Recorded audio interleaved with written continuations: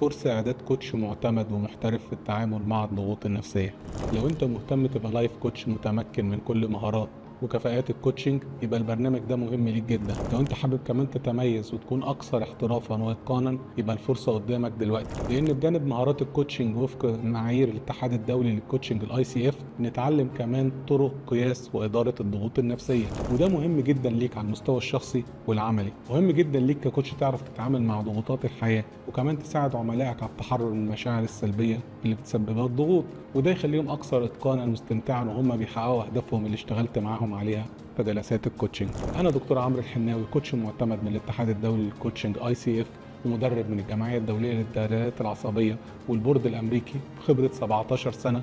بدعوك تكون معانا في رحله صناعه كوتش محترف وكمان مدرب على اداره الضغوط النفسيه.